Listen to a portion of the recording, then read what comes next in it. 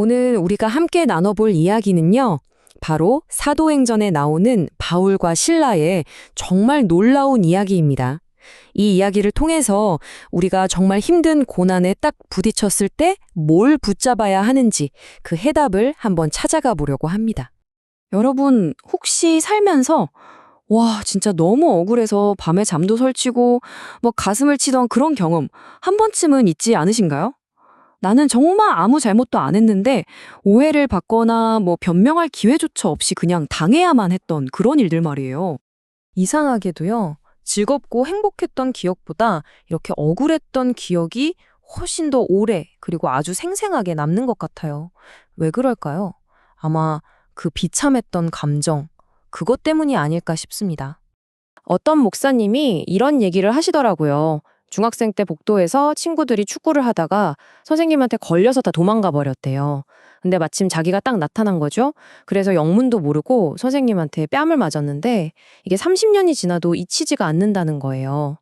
아픈 것보다도 내가 왜 맞아야 하지? 하는 그 억울하고 비참한 마음이 너무 선명하게 남아있다고요. 참 신기하죠. 감사한 일보다 억울한 일이 기억에 더 오래 남는다는 게요.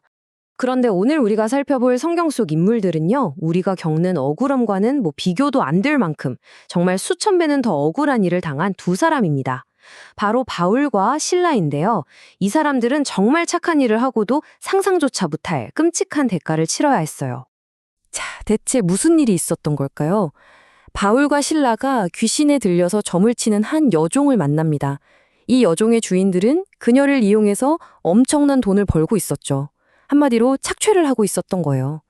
바울이 보니까 그 여인이 너무 안쓰럽고 불쌍하거든요.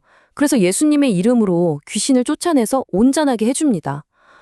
와, 한 사람의 인생을 그 지옥 같은 곳에서 건져준 거잖아요. 누가 봐도 정말 선한 일을 한 건데 여기서 문제가 터집니다. 바로 그 여인의 주인들.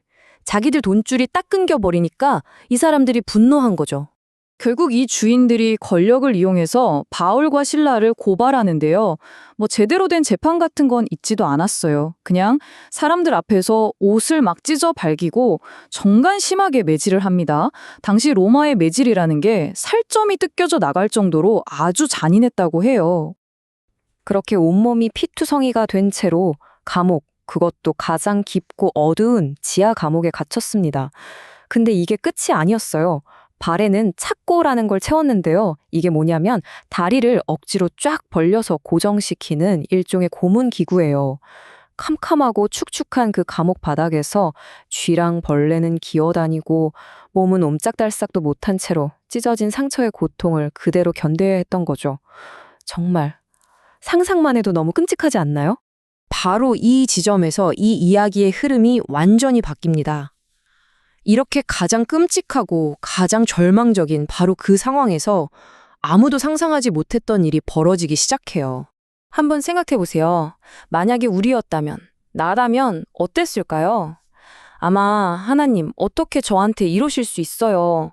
하면서 하나님을 원망하거나 아니면 세상을 저주하면서 그냥 절망 속에 주저앉아 버렸을 거예요. 그게 당연한 반응이겠죠. 그런데 바울과 실라는 완전히 달랐습니다. 그 깊은 밤, 온몸이 쑤시고 아픈 그 상황에서 두 사람은 기도하고 하나님을 찬양하기 시작했어요. 아니, 어떻게 그럴 수가 있었을까요? 그들은 알았던 거예요. 지금 이 상황에서 내가 할 수 있는 유일한 것, 그리고 이 고난을 버텨낼 힘을 얻을 수 있는 유일한 방법은 바로 하나님께 기도하고 찬양하는 것뿐이라는 걸요. 예배가 그들의 유일한 힘의 원천이었던 거죠. 그리고 놀라운 건 그들의 예배가 그냥 마음이라도 편해지자는 수준에서 그친 게 아니라는 겁니다. 이 예배가 무려 3가지의 엄청난 기적을 만들어냈어요. 전심으로 드리는 예배의 능력은 바로 이런 겁니다. 첫째, 어떤 고난이 와도 그걸 이겨낼 수 있는 내적인 힘을 주고요. 둘째, 그 힘을 통해서 나 혼자가 아니구나. 하나님이 지금 나와 함께 계시는구나 하는 하나님의 임재를 생생하게 경험하게 됩니다. 그리고 마지막 셋째, 바로 이 힘과 확신이 굳게 닫혀있던 현실의 문을 활짝 열어젖히는 기적을 일으키는 거죠. 바울과 실라가 막 찬양을 하고 있는데 갑자기 어마어마한 지진이 일어난 거예요. 감옥의 터가 막 흔들리더니 굳게 닫혔던 모든 감옥 문이 활짝 열리고 심지어 모든 죄수들의 발에 채워져 있던 착고까지 다 풀려버렸습니다.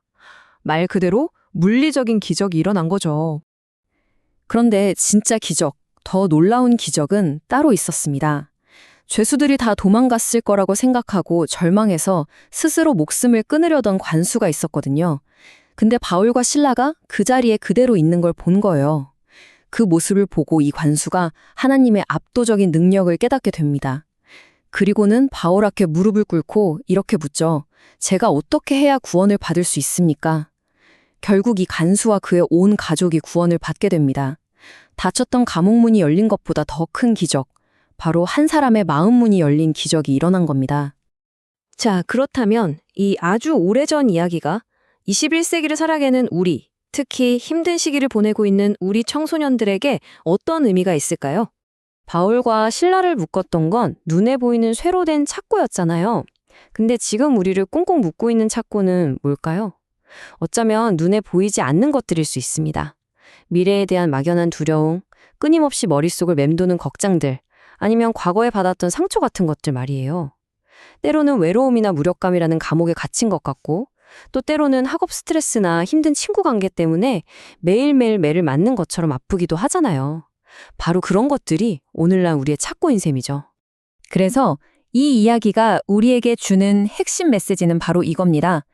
예배는요, 모든 게 다 잘 풀리고 좋을 때만 드리는 게 아니라는 거예요.